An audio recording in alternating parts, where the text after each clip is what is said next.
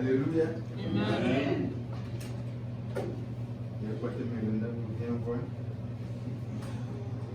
Soyez bénis.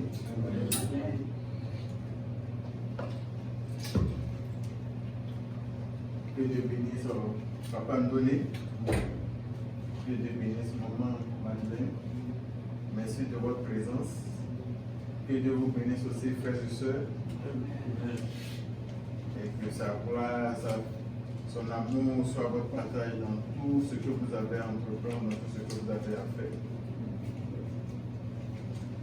Aujourd'hui, c'est un honneur que notre papa de la maison fait grâce à ce que je porte la parole aujourd'hui. Mais je prie Dieu à ce que je sois effacé, que Dieu lui-même prenne le contrôle de cette assemblée, que Dieu lui-même conduise cette prédication par son esprit. Et que au travers de moi, il puisse toucher vos cœurs, puisse toucher vos vies, puisse transformer vos vies. Et que sa gloire, sa joie demeure en vous. Amen. Soyez bénis. Amen. Aujourd'hui, le thème que nous allons partager ensemble est la fidélité. Nous allons parler de la fidélité de Dieu qu'il nous accorde.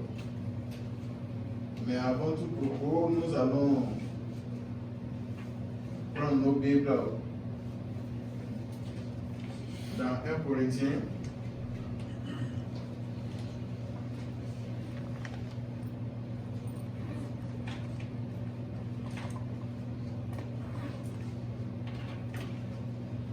Corinthiens 1, chapitre 9. 1 Corinthiens, chapitre 1, verset 9.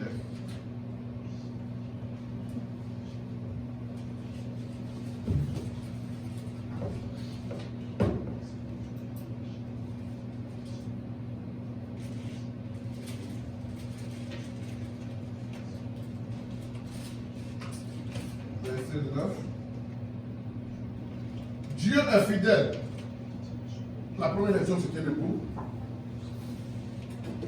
Dieu est fidèle, lui qui vous a appelé à la communion de son Fils Jésus-Christ, notre Seigneur. Amen. Amen. Pasteur, tu peux lire ça une deuxième fois pour moi, s'il te plaît. Dieu est fidèle, lui qui vous a appelé à la communion de son Fils Jésus-Christ, notre Seigneur. Amen. Amen. Donc dans 1 Corinthiens 1, chapitre 9,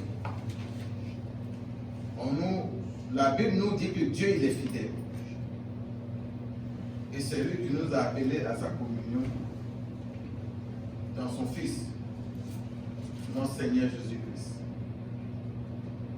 Mais le mot fidélité, dans sa racine en hébreu, veut dire aman. Aman en hébreu qui exprime la fermeté. En grec, en latin et en français, pratiquement la même définition. Mais la racine en grec c'est pistos et pistis. Et en latin, c'est fidelis ou fides, qui est rattaché à la foi. La fidélité est un attribut divin, fondamental, qui signifie la fermeté, la fiabilité et l'accomplissement des promesses de Dieu. Même lorsque nous ne sommes pas fidèles. La fidélité,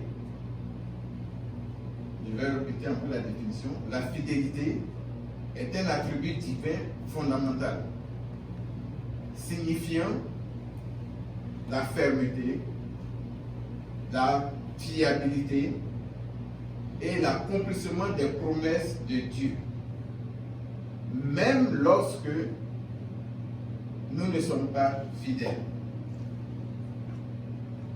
la fermeté, la fidélité plutôt, est une vertu qui fait référence à la fermeté. Elle fait référence aussi à la foi, qui est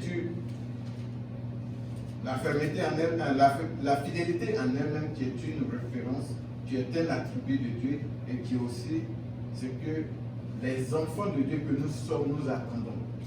Dieu nous accorde sa fidélité, mais nous allons voir la fidélité de Dieu lui-même, vis-à-vis de lui-même. Nous devons savoir que la fidélité de Dieu est immuable. Notre Dieu, il est éternel. Notre Dieu, il ne change pas. Dieu promet dans nos vies des promesses. Il nous promet des bénédictions. Il nous promet la grandeur. Il nous promet la stabilité. Il nous promet une bonne vie, une longévité, quel que soit le temps, quelles que soient les générations qui passent. Sa parole demeure, car il est le Dieu qui ne change pas. Nous allons lire Galates, chapitre 5,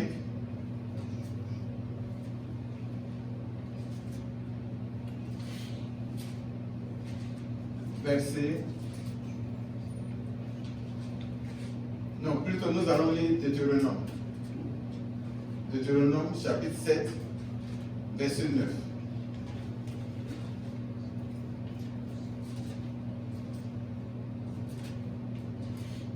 Deutéronome, chapitre 7, verset 9. Sache donc que c'est l'Éternel, ton Dieu, qui est Dieu. Ce Dieu fidèle garde son alliance et sa miséricorde jusqu'à la 1000e génération envers ceux qui l'aiment et qui observent ses commandements. Ce que nous devons comprendre et ce que nous devons savoir, c'est Dieu qui fait des promesses dans nos vies. C'est Dieu qui fait des déclarations dans nos vies. C'est Dieu qui a une alliance avec nous.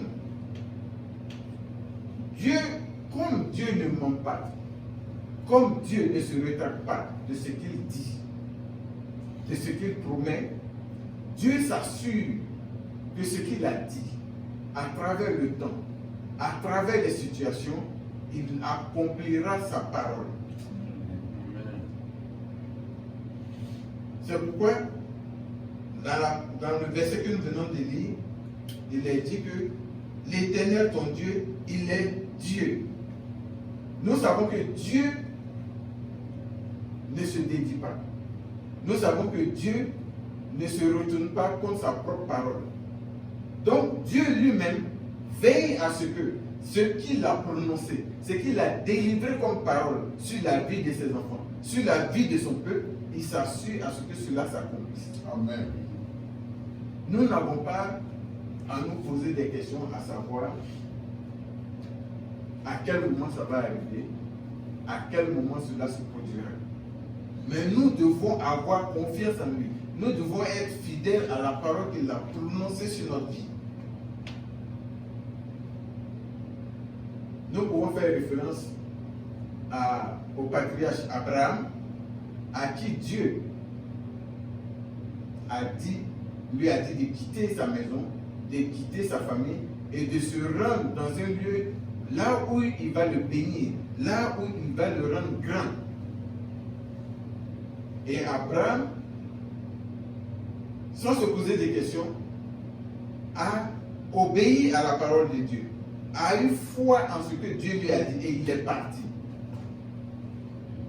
Toujours avec Abraham, Dieu a promis à Abraham qu'il lui donnera un enfant. qu'au travers de lui, il va envoyer une multitude. Il rendra son nom grand. Il rendra son peuple un grand peuple. Abraham est resté dans cette fidélité à Dieu, dans cette croyance à Dieu. Il a eu cette foi-là. Il est resté ferme, il est resté constant. Parce que Dieu est constant dans ce qu'il dit. Dieu, il est inébranlable dans ce qu'il fait. Ce ne sont pas nos humeurs, ce ne sont pas nos actions qui vont le forcer dans la course de son plan. Mais Dieu reste constant dans ce qu'il dit. Et Dieu a envoyé ses anges, l'ange de l'Éternel qui est venu et qui a répété la promesse que Dieu a faite à Abraham. Et cette promesse, l'ange de l'Éternel lui a dit, cette année, à cette même époque, l'année prochaine, à cette même époque, tu auras un enfant. Et cela s'est produit. Ça matérialise la fidélité de Dieu dans la vie de ses enfants que nous sommes. La fidélité de Dieu dans ce qu'il dit, il l'accomplit toujours. Alléluia. Nous allons voir aussi dans la fidélité de Dieu qui est fondée sur les alliances. Et la Bible nous demande cela clairement et pleinement. Nous voyons que de l'Ancien Testament au Nouveau Testament, Dieu a tissé des alliances. Dieu a eu une alliance avec David, a fait des promesses à David, a permis à ce que David devienne roi sur son peuple. Israël a permis à ce que, sous la conduite de David, ce peuple vive dans la paix, ce peuple vive dans la tranquillité, ce peuple arrive à s'épanouir. Et David, dans sa quête de pouvoir montrer sa reconnaissance à Dieu, Dieu lui a dit que ce n'était pas lui qui allait construire cette maison ou ce temple qu'il voulait le faire, mais qu'il allait permettre à ce que un de ses enfants, une de ses descendants puisse accomplir cela à travers son fils qu'on a nommé Salomon. Et lorsque David est décédé, lorsque David n'était plus de ce monde, Dieu s'est assuré que Salomon effectivement a accompli la parole que Dieu a dite à David que son fils va bâtir ce temple-là. Alléluia. Donc nous allons lire Psaume 94, verset 14. Psaume 94, verset 14.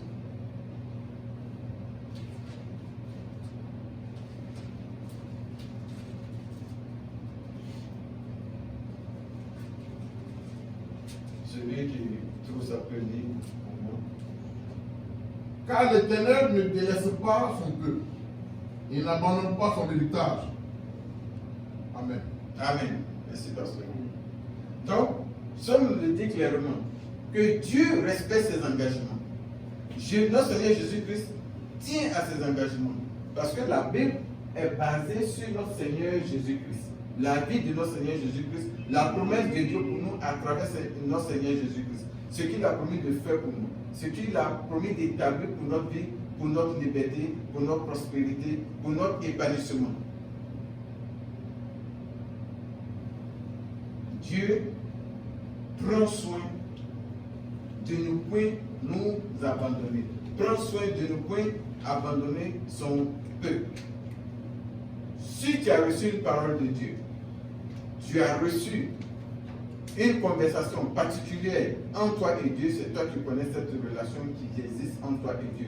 Tout ce que tu as fait, cette parole-là de Dieu doit te rappeler que Dieu n'abandonne pas son peuple. Dieu n'abandonne pas son enfant. Il est fidèle dans ce qu'il dit. Il est fidèle et constant de ce qu'il va accomplir pour toi.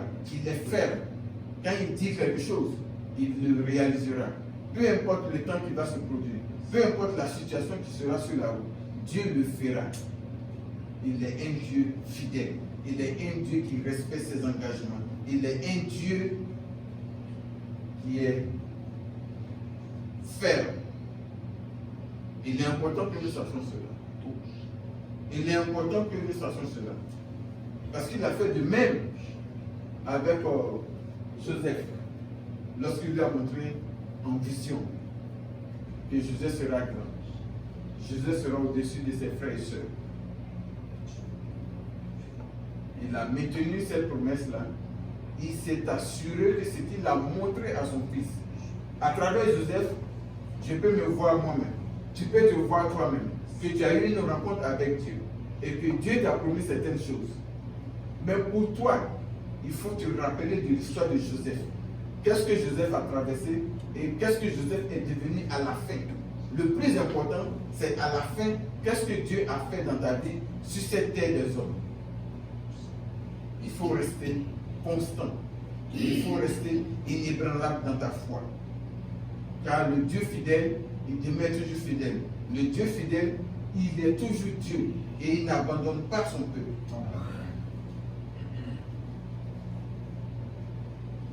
La fidélité de Dieu toujours est le rocher de notre foi, est le rocher de notre marche avec lui. Mais Dieu, il est aussi amour.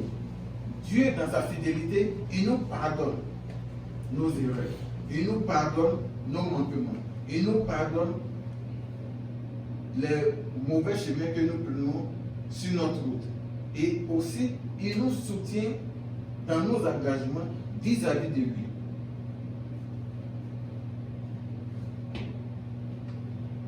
Nous sommes des pécheurs et nous péchons tout le temps. Mais Dieu, dans sa grandeur, dans sa fidélité, il nous pardonne nos péchés. Il nous pardonne nos péchés. Jean l'exprime, Jean le dit clairement dans son livre, dans son premier livre, 1 Jean, chapitre 1, verset 9. 1 Jean, chapitre 9. 1 Jean, chapitre 1, verset 9.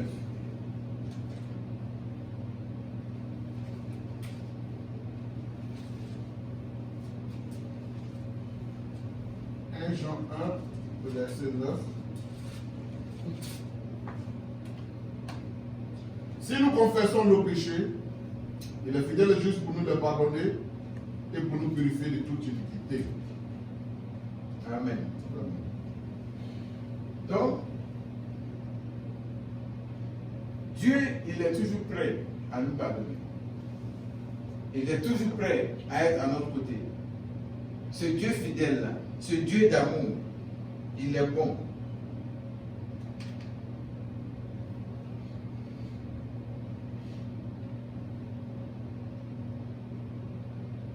Dans notre marche avec Dieu, nous devons savoir que Dieu il est loyal et que sa fidélité est illimitée. Et nous savons que Dieu nous donne toujours l'opportunité de venir vers lui pour demander pardon, pour nous confesser pour nos erreurs. Car il est notre refuge. Dieu assure notre sécurité. Dieu est celui-là même qui a notre salut entre ses mains. Donc si nous demeurons, si nous sommes conscients que l'alliance ou l'échange que nous avons eu avec Dieu dans un lieu privé, dans une chambre privée, où Dieu nous a fait de promesses, Dieu s'est révélé à nous. Dieu nous a parlé des choses qu'il va faire avec nous. Mais que nous savons que aussi, nous ne sommes pas parfaits. Nous ne devons pas nous poser des questions. Nous ne devons pas nous inquiéter. Nous ne devons pas nous compliquer la vie. Nous regardons notre vie. Est-ce que notre vie est propre? Est-ce que notre vie est correcte? Est-ce que notre vie est un modèle? Si ce n'est pas un modèle, on s'humilie, on va au devant de notre Dieu, on lui demande pardon pour ce que nous avons fait. Parce que lui, Dieu, il nous pardonne. Lui, Dieu, il nous soutient. Lui, Dieu, il nous transforme. Lui, Dieu, il nous aide à aller de l'avant. Il nous aide à progresser dans la marche avec lui. Car c'est lui qui nous donne l'assurance dans sa fidélité. Qui nous donne l'assurance dans ses promesses. C'est lui qui nous donne l'assurance dans ses bénédictions qu'il a pour nous. Il est le Dieu fidèle, il est notre rocher. Il est celui-là même sur qui on doit s'appuyer. Celui-là même sur qui on doit prendre notre élan pour avancer. Il nous soutiendra toujours dans tout ce que nous avons à faire, dans tout ce que nous avons à entreprendre. Il est vraiment merveilleux pour nous. Amen. Alléluia. Amen. Dieu demeurera notre rocher dans tout ce que nous avons à faire. Parce que le monde dans lequel nous sommes, la vie dans laquelle nous sommes, c'est lui qui a créé cela. C'est lui qui a accompli cela. C'est lui qui a donné l'existence à chacun de nous. Si Dieu n'était pas fidèle, ou si Dieu est une personne qui change de parole à tout moment, on ne va pas vivre. Parce que dans sa fidélité, dans son amour pour nous, il nous permet de vivre chaque jour. Il renouvelle notre vie, il renouvelle notre pensée, il renouvelle notre expérience, il renouvelle tout ce que nous avons à faire, notre intelligence, notre savoir. Nous respirons, c'est grâce à son souffle. Parce que le fruit, la fidélité de Dieu fait partie du fruit de l'esprit. Mais comment nous, en tant que croyants, nous pouvons sentir cela? La fidélité de Dieu dans notre vie. La fidélité du croyant. Parce que nous, notre fidélité envers Dieu sera la réponse que nous allons recevoir de Dieu. Il est fidèle dans ce qu'il nous a dit. Il est fidèle dans ce qu'il nous a promis. Il est fidèle dans ce qu'il veut accomplir avec nous. Mais nous, comment est-ce que nous pouvons demander cela? Comment est-ce que nous pouvons savoir cela? Donc le deuxième point que je vais aborder, qui est la fidélité du croyant, nous allons voir que la manifestation de la fidélité de Dieu dans notre vie, cette fidélité-là a aussi une partie du fruit de l'Esprit. L'Esprit Saint qui nous a donné. L'Esprit qui est un ami fidèle, qui est un consolateur, qui est celui-là même qui va nous aider dans notre démarche. Donc nous devons savoir que la fidélité de Dieu, la fidélité en question dont nous parlons aujourd'hui, est aussi un fruit de l'Esprit. Nous devons savoir que la fidélité en elle-même n'est pas qu'une simple moralité, mais c'est le résultat de la vie de l'Esprit, du Saint-Esprit en nous. Si aujourd'hui nous sommes fidèles à notre femme, ou à notre frère, ou à un ami, c'est grâce à l'Esprit de Dieu qui est en nous, qui nous dispose à avoir un comportement, des attitudes qui nous rendent fidèles par rapport à certaines choses que nous allons dire à notre enfant, nous allons dire à notre femme, nous allons dire à notre frère. Lorsque nous promettons quelque chose à quelqu'un, jusqu'à ce qu'on accomplisse cela, ça nous amène à être fidèles dans ce que nous avons dit. Parce que si nous ne l'accomplissons pas, nous ne sommes pas fidèles. Donc, c'est l'Esprit de Dieu qui vient en nous, qui habite en nous, qui nous dispose à savoir que Dieu est fidèle dans ce qu'il dit. Dieu nous remet toujours, par son esprit, nous remet toujours sur le bon chemin.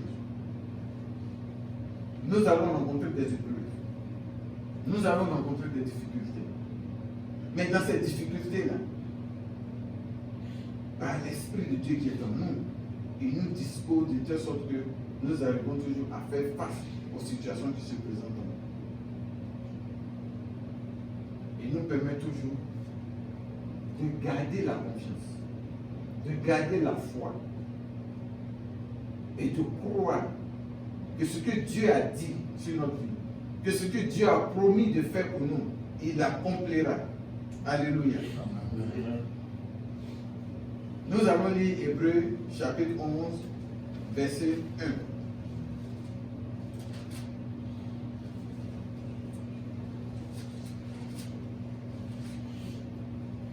1. Hébreux chapitre 11, verset 1. Or, la foi est une ferme assurance des choses qu'on espère, une démonstration de celles qu'on ne voit pas. Amen. Amen. Donc, la fidélité de Dieu, la promesse de Dieu dans nos vies, ce que Dieu nous dit, le Hébreu nous dit que, or, la foi est une ferme assurance des choses qu'on espère et une démonstration de celles qu'on ne voit pas. Lorsque Dieu a promis à Abraham qu'il aura un enfant, Abraham a regardé son âge. Il a regardé l'âge de sa femme. Il dit comment cela se pourrait.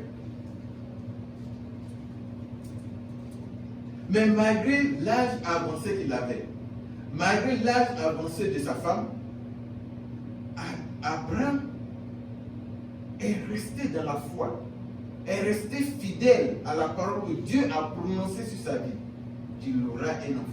Et qu'à travers cet enfant-là, il va créer une multitude. Abraham est demeuré dans ça. Abraham est resté constant dans cette parole que Dieu a prononcée sur sa vie. Il pouvait changer d'avis. C'est vrai que dans sa marche avec Dieu, sa femme lui a proposé une autre femme. Et il a eu un enfant avec une autre femme. Mais Dieu s'est révélé encore à lui pour lui dire que ce que je t'ai dit, je le ferai.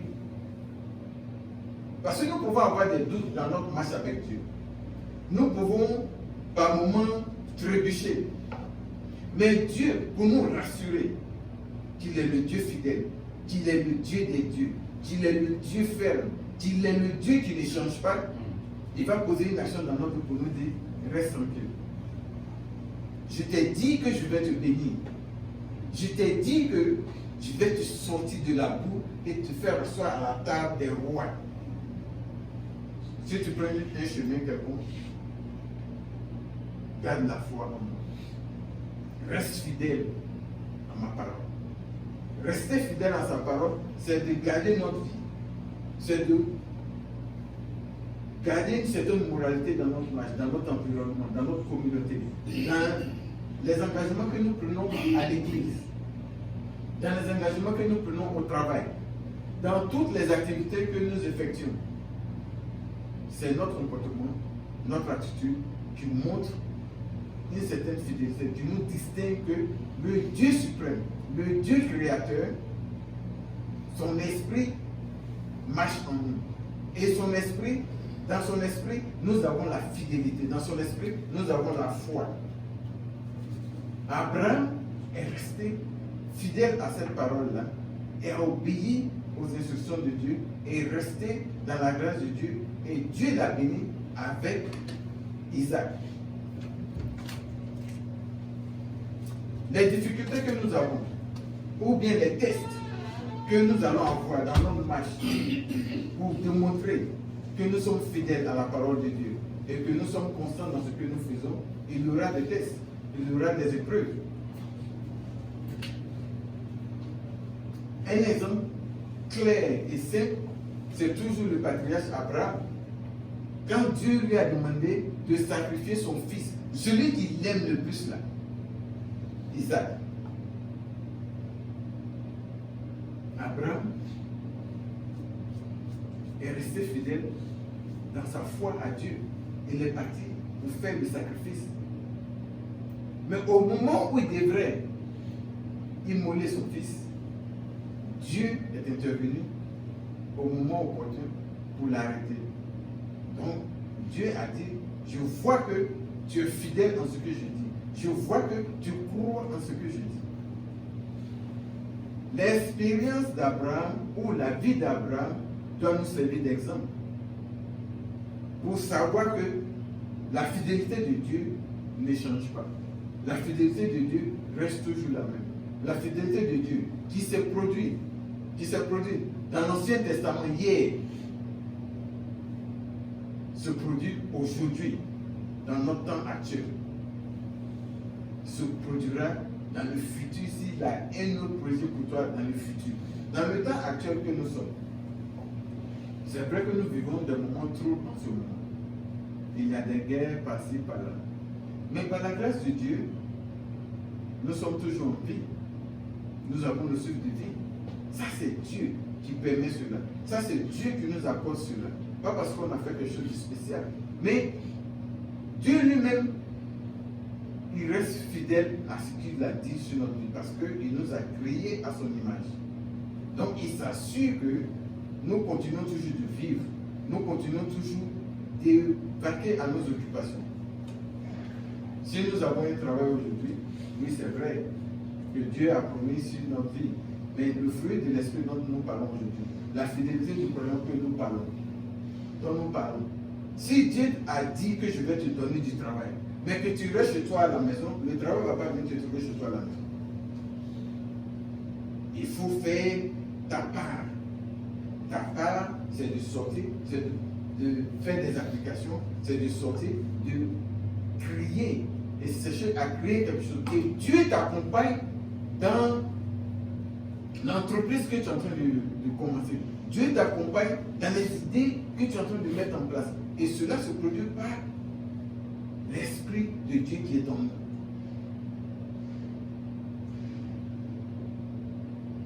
Toujours dans le même Hébreu, chapitre 11, on a lu le verset 1, nous allons aller au verset 6.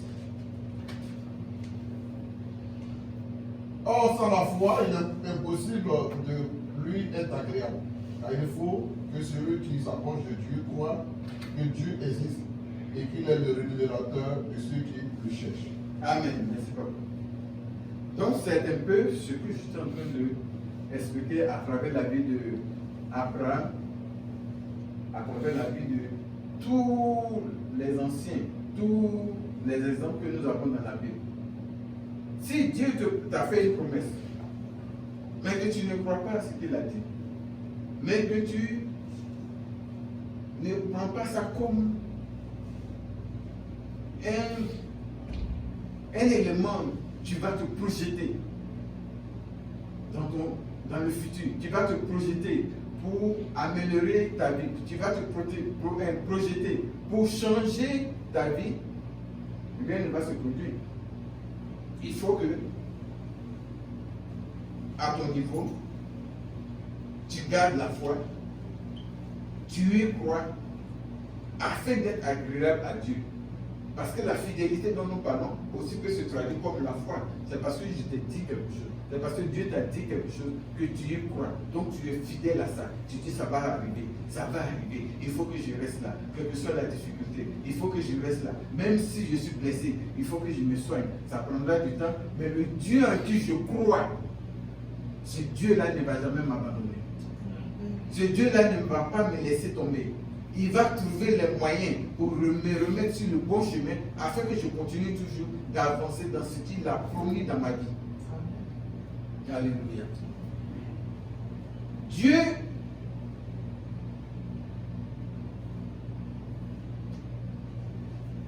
ne va jamais nous abandonner.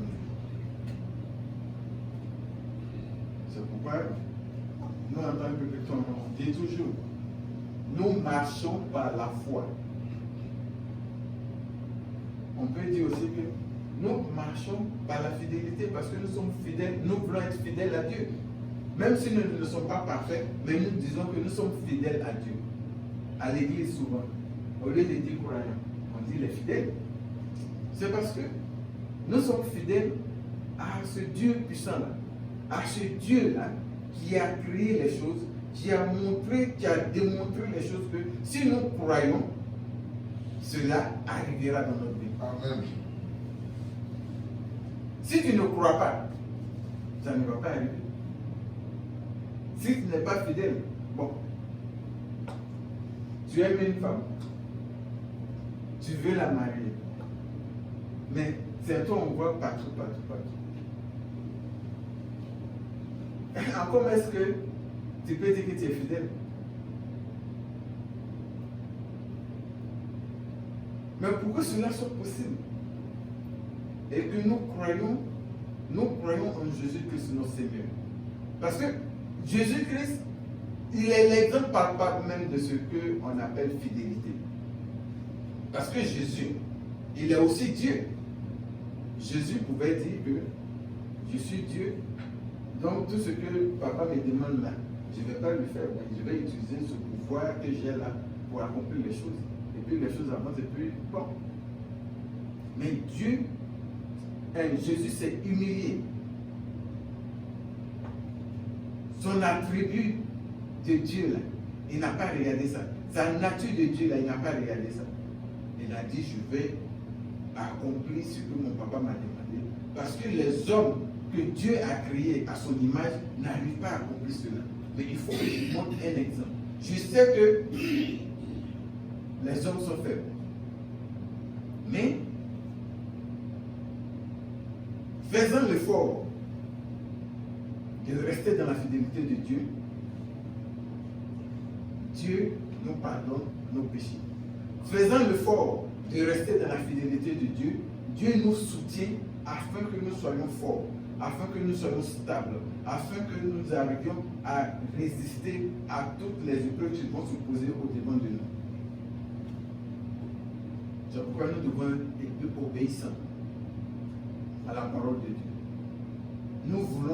Nous devons marcher avec sincérité dans la parole de Dieu. Nous devons pratiquer la parole de Dieu dans tout ce que nous avons à faire tous les jours, quelles que soient les difficultés que nous allons avoir, quels que soient les problèmes qui vont se poser au-devant de nous. Nous devons rester fidèles à la parole de Dieu. Nous devons rester collés, si je peux dire, à terre, à ce que Dieu nous a dit dans le secret, à ce que Dieu nous a dit dans l'assemblée.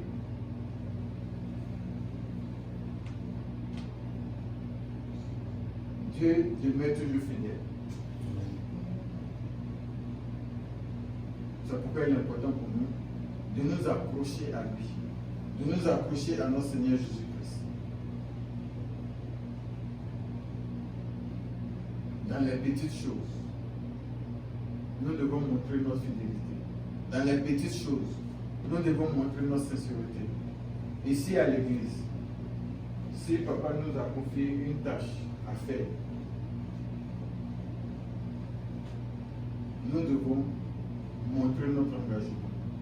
Nous devons montrer notre fidélité. Nous devons être assidus dans ce que on nous a confié comme tâche. Nous devons montrer une responsabilité dans ce que nous avons à faire, même si cela est petit. Parce que c'est dans les petites choses que Dieu nous distingue. C'est dans les petites choses que Dieu nous accorde sa fidélité, il nous accorde sa grâce, il nous accorde la prospérité, il nous accorde de grandes responsabilités. Parce que Jésus, dans sa vie, nous a enseigné cela. Il nous a démontré cela en étant aux petits soins du peuple, en étant aux petits soins de ceux qui avaient le plus besoin d'aide, ceux qui étaient plus dans la difficulté. Parce que dans les petites choses, lorsque tu te distingues, Dieu t'accorde de grandes responsabilités. C'est parce que tu as montré ta fidélité dans les petites choses que Dieu va t'accorder de grandes responsabilités. Parce qu'il sait que dans les petites choses, tu as démontré des attitudes, tu as démontré des dispositions. En te confiant maintenant de grandes responsabilités, ça devient un peu inné. Parce que l'Esprit Saint est en toi. L'Esprit Saint, dont la fidélité est un des fruits, travaille en toi. Ça devient une seconde nature de toi. Parce que la fidélité elle-même, c'est la nature de Dieu. La fidélité, c'est la nature de Dieu. C'est ce que Dieu est. Il ne peut pas être autre chose. C'est ce qu'il est. Il demeure fidèle. S'il n'est pas fidèle, il n'y a pas quelqu'un d'autre au-dessus de lui pour faire ça pour lui. Donc il est obligé de le faire. Même quand nous sommes rebelles, même quand nous ne respectons pas nos engagements, il est toujours fidèle dans ce qu'il a promis, dans ce qu'il a dit. Mais nous, notre part, il nous aide dans cette tâche-là à rester fidèles. Nous allons lire Luc chapitre 16, verset 10.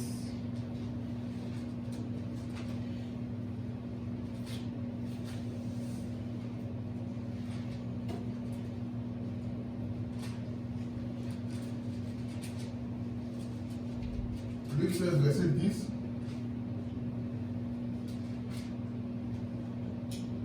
Celui qui est fidèle dans les moindres choses, l'est aussi dans les grandes. Et celui qui est juste dans les moindres choses, l'est aussi dans les grandes. Amen. Donc cela est clair. C'est comme une mauvaise graine où tu prépares, au lieu de mettre le sel dans la sauce, et puis tu mets peut-être, comment je vais appeler ça? Le sucre. Le sucre.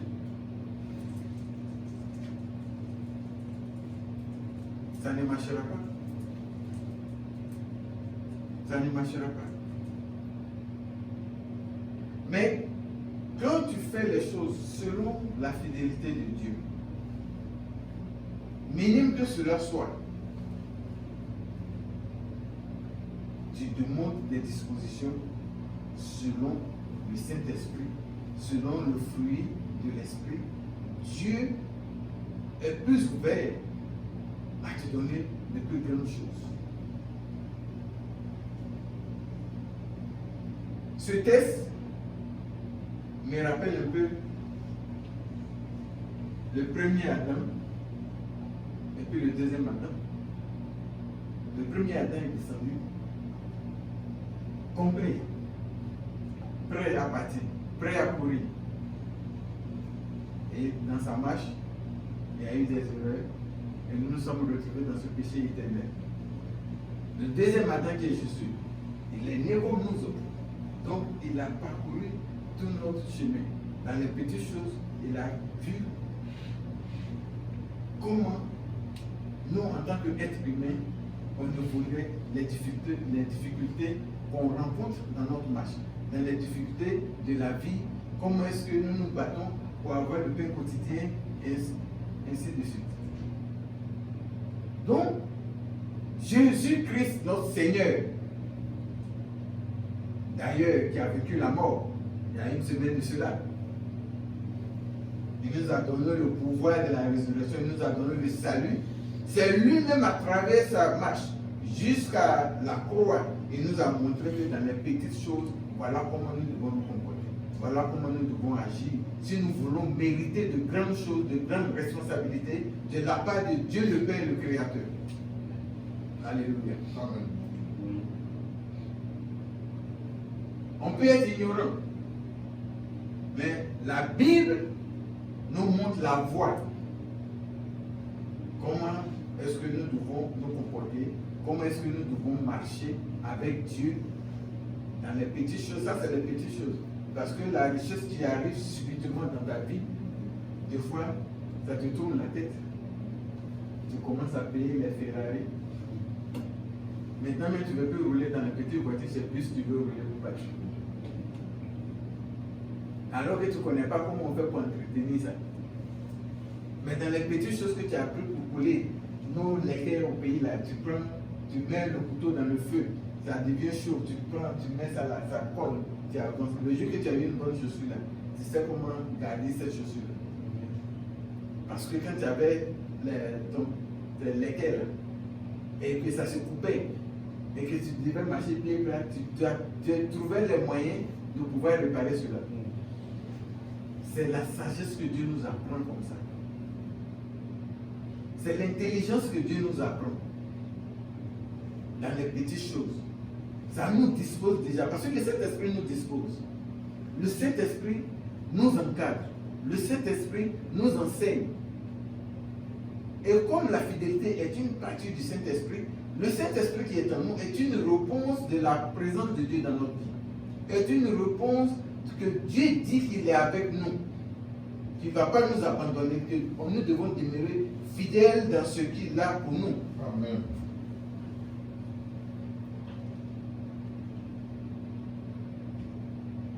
Dans cette fidélité du croyant que nous sommes, que nous devons comprendre, nous devons être persévérants.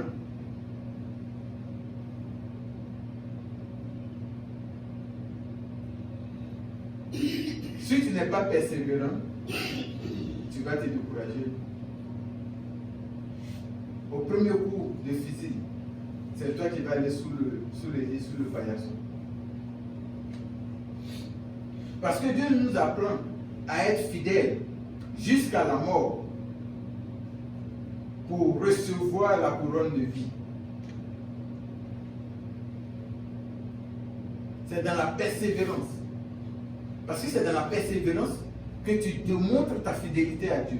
C'est dans la persévérance que tu démontres ta fidélité à la communauté à laquelle tu appartiens. C'est dans la persévérance que tu vas servir aussi de modèle à tes enfants, à ta maison. Que le Dieu que tu adores, le Dieu que tu loues, le Dieu que tu pries, il est le véritable Dieu. Il est le puissant Dieu. Il est ce Dieu-là qui n'abandonne point ses enfants. Et ce qu'il dit, il accomplit. Parce que la couronne de vie, ça vient de Dieu. Tu ne peux pas toi-même te couronner. Mais c'est celui-même qui t'a mandaté. Celui-là même qui t'a créé. C'est lui qui va te couronner à la fin. L'apôtre Paul nous enseigne dans les Écritures que il faut se préparer, il faut se disposer pour gagner la course. Mais pour gagner cette course-là, la fidélité fait partie de ce régiment-là. La fidélité fait partie de ton entraînement. Apprends à être fidèle. Apprends à être sincère avec tes frères, avec tes soeurs. Apprends à être sincère avec ta femme. Apprends à être sincère avec ton mari. C'est ça qui va te rendre grand. C'est ça qui va te rendre fort. Parce que la couronne que nous cherchons, ce n'est pas une couronne éphémère. La récompense qui vient des hommes, la récompense qui vient de l'être humain, ça peut disparaître. Ça ne va pas résister. Parce que l'homme en qui tu vas mettre ta confiance là, il peut changer ta vie. Il peut changer de parole même. Aujourd'hui ou bien demain. Mais Dieu, il ne changera pas de parole parce que Dieu a dit que si nous restons persévérants dans la fidélité jusqu'à la mort, la récompense qu'il va nous donner là, c'est la couronne de vie. La couronne de vie, c'est quoi? C'est la vie éternelle. C'est vrai, nous sommes sur la terre des hommes et que nous devons vivre. Nous devons manger, nous devons nous épanouir, nous devons être à l'aise, mais ce n'est pas la finalité. La finalité, c'est la couronne de vie que nous recherchons. C'est pourquoi Paul dit, je traite durement mon corps. Être fidèle, c'est aussi traiter durement son corps. Durement les pensées qui viennent dans ta tête. Tu dois effectuer le tri. Tu dois effectuer la séparation. Qu'est-ce qui est bon? Qu'est-ce qui n'est pas bon? Là où on a le doute, on fait appel au Saint-Esprit pour nous éclairer. Afin que, dans notre fidélité à Dieu, nous soyons constants. Dans notre fidélité à Dieu, nous soyons fermes. Dans notre fidélité à Dieu, nous soyons dans les dispositions afin que l'accomplissement de ces promesses soit effectif. Nous allons lire Matthieu chapitre 24, verset 13.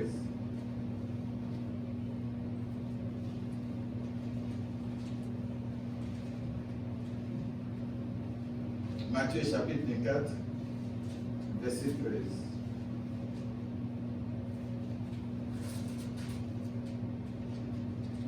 Mais celui qui persévérera jusqu'à la fin sera sauvé. Amen. Celui qui persévérera jusqu'à la fin sera sauvé.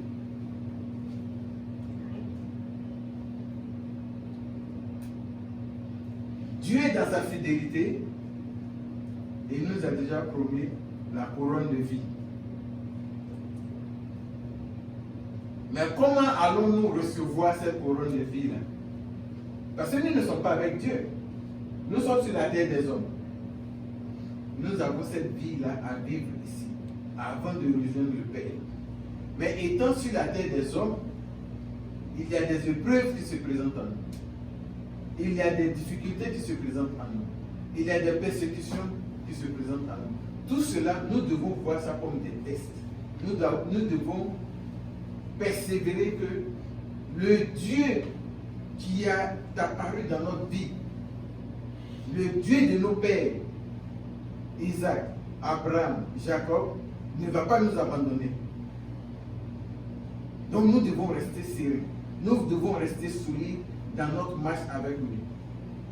Parce qu'à travers la vie des patriarches, nous savons que Dieu ne les a pas abandonnés. Ils ont enduré les épreuves. Et une des personnes même qui a enduré les épreuves, c'est Joseph. Joseph, d'abord ses frères l'ont attrapé et ils l'ont mis dans un puits. Le temps de réfléchir, qu'est-ce qu'ils vont faire de lui? Parce qu'il est le dernier et c'est lui qui est en train de venir avec de grandes idées. C'est lui qui est en train de venir avec des dispositions de les gouverner. Et il n'était pas prêt pour ça. Dans les discussions, ils l'ont vendu. Joseph s'est retrouvé dans la maison de Potiphar. Mais dans la maison de Potiphar, Dieu est resté toujours fidèle avec lui.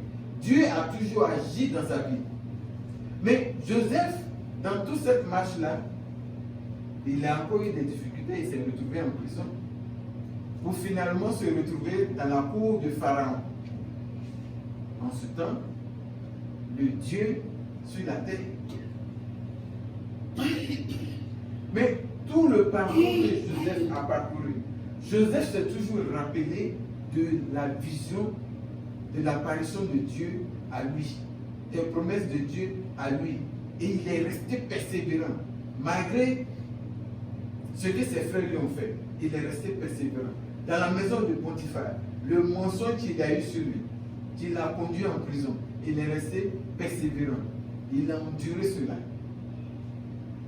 Les deux serviteurs de Pharaon qui sont sortis, bon, un est décédé, mais celui qui s'est retrouvé à la cour de Pharaon l'avait oublié. Mais il ne s'est pas découragé. Parce qu'il sait que le Dieu qui lui est apparu, ce Dieu-là, va accomplir sa promesse dans sa vie. Il est resté fidèle, il est resté persévérant. Et Dieu s'est manifesté dans sa vie. Cela aussi est ton partage, mon frère, ma soeur. Si tu crois en notre Dieu, en notre Seigneur Jésus-Christ, il fera des choses dans ta vie. Tant que le souffle de vie de Dieu est avec toi, ne te décourage pas. Persévère, car notre Dieu, il est fidèle. Notre Dieu, il est bon. Notre Dieu, il est merveilleux.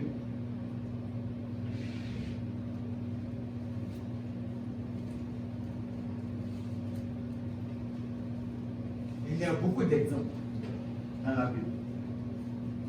Daniel s'est retrouvé en Babylone. Daniel a refusé de manger la nourriture des Babyloniens pour ne pas se souiller. Mais parce qu'il est fidèle dans dans sa marche avec Dieu, Dieu a disposé les choses pour lui de telle sorte que le gardien qui les surveillait a accepté la requête de Daniel de consommer le fruit, lui et ses amis.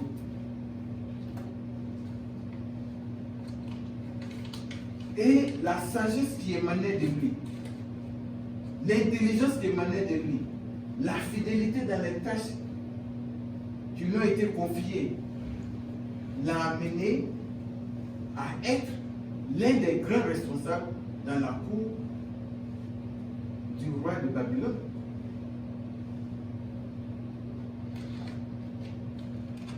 De même, ses compagnons qui ont refusé d'adorer le roi de Babylone, ils ont été jetés dans une fournaise. Mais ils n'ont pas changé. Ils n'ont pas changé. Ils sont restés persévérants.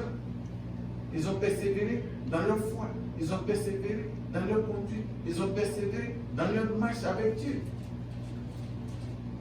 Mais Dieu est intervenu pour les sauver du feu brûlant, pour les sauver du feu qui allait les consumer.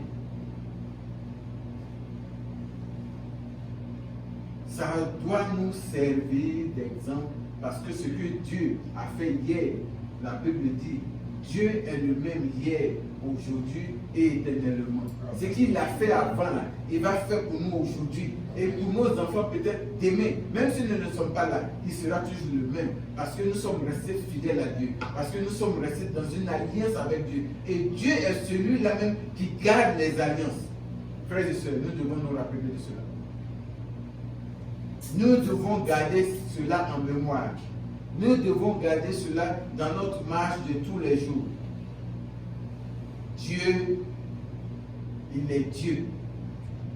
Dieu, il est le Dieu des alliances. Il veille sur ça. Parce que sa bénédiction, ça va jusqu'à des générations. Quand Dieu te bénit, quand Dieu est en alliance avec toi, cela va se perpétuer, cela va descendre sur la vie de tes enfants, sur la vie de tes petits-enfants. Alléluia. Amen. Dieu, il est bon.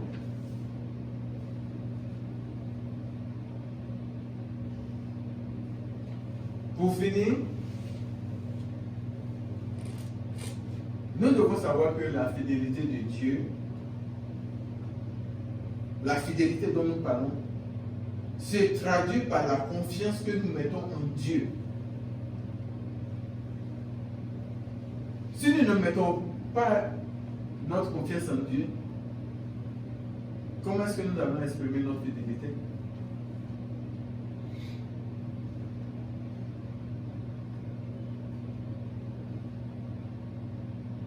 En mettant ta confiance en Dieu, tu te mets dans cela malgré l'adversité, malgré les épreuves. Parce que l'adversité et les épreuves, les tests, sont une preuve de sa grâce dans notre vie. Nous ne devons pas voir les problèmes. Nous ne devons pas voir les difficultés. et puis dire que Dieu nous a abandonnés. Dieu ne nous a pas abandonnés. Mais Dieu veut voir comment est-ce que nous sommes ancrés dans sa parole. Comment est-ce que nous sommes solides dans sa parole. Parce qu'il nous soutient. Nous péchons. Il pouvait nous abandonner et puis continuer sa route. Et pouvoir prendre une autre alliance avec quelqu'un d'autre. Mais il nous soutient. Il nous permet toujours de venir et de lui demander pardon, de nous repentir. Il nous soutient dans les moments difficiles, dans les moments vraiment compliqués. Donc, c'est un bon Dieu. C'est un Dieu glorieux.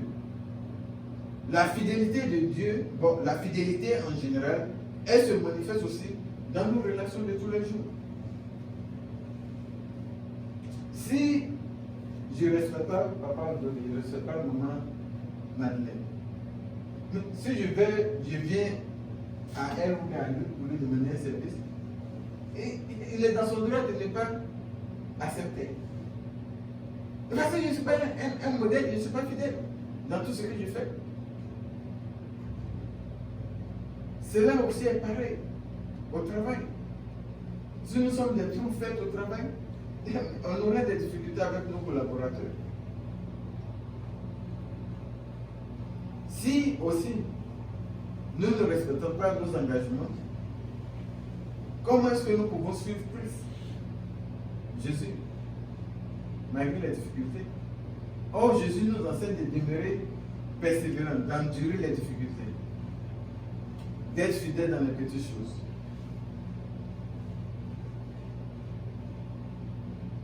Donc, frères et sœurs, Dieu nous enseigne à travers la fidélité d'être persévérant,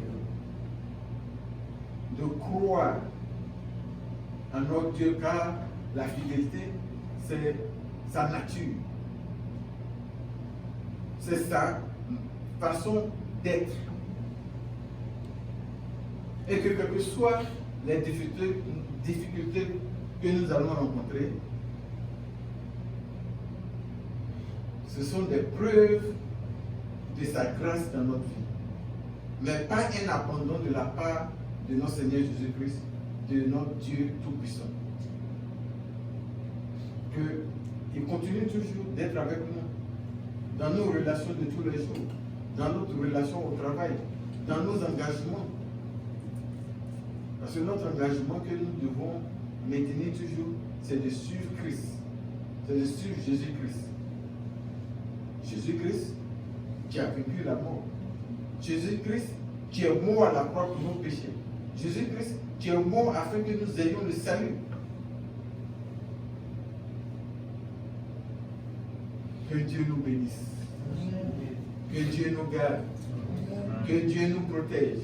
Et que Dieu nous donne la force de demeurer toujours fidèles dans les petites choses, dans les choses insignifiantes, afin que nous soyons construits, nous soyons solides, nous soyons renforcés par le Saint-Esprit à avancer avec Dieu et à être inébranlables dans tout ce que nous avons fait.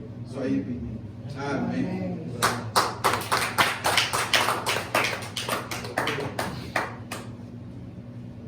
Alléluia. Amen. Que Dieu nous bénisse. Amen. Que Dieu vous bénisse. Amen. Merci. Amen. Félicitations. Amen. Alléluia. Amen. Voilà. Je vais rendre gloire au Seigneur I want to give glory to the Lord pour l'intervention de notre frère. for the message. Nous sommes en train de partir quelque part. We are going somewhere, Mais vous ne pouvez pas savoir qu'on est en train de partir quelque part. but you cannot know that we're going somewhere. C'est moi, je sais qu'on est en train de partir. I know that we're going somewhere. Au fur et à mesure qu'on va avancer, More we're going forward, vous allez savoir qu'on est en train de partir quelque part. you will see that we're going somewhere. Dieu m'a dit God told me, que nous qui sommes les anciens, we, the elders,